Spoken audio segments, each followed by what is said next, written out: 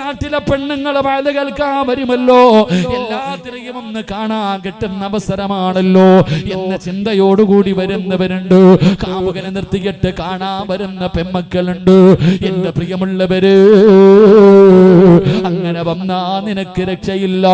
അത് ഈ സദസ്സിനെ കളിയാക്കലാണ്, അത് ഈ സദസ്സിനോട് നിങ്ങൾ കാണിക്കുന്ന ദുൽമാണ്. അതുകൊണ്ട് എന്റെ പ്രിയമുള്ളവരോട് പറയുകയാണ്, ഇൽമിന്റെ മജ്‌ലിസുകളുണ്ടല്ലോ, അല്ലാഹുവിന്റെ ഖുർആൻ ഓതുന്ന, അല്ലാഹുവിന്റെ ഖുർആനിന്റെ അർത്ഥങ്ങൾ പറഞ്ഞു കൊടുക്കുന്ന, മുത്തുനബിയുടെ ചരിത്രങ്ങൾ പറഞ്ഞു കൊടുക്കുന്ന, മഹാന്മാരുടെ ചരിത്രങ്ങൾ പറഞ്ഞു കൊടുക്കുന്ന, ജീവിതത്തിൽ പ്രയോജനമുണ്ടാക്കുന്ന വഅദുകൾ പറയുന്ന സദസ്സുണ്ടല്ലോ, ആ സദസ്സിലേക്ക് നടന്ന മുസ്ലിമേ, നിന്റെ നടത്തം വെറുതെയല്ല, നീ നടന്നത് വെറുതെയല്ല.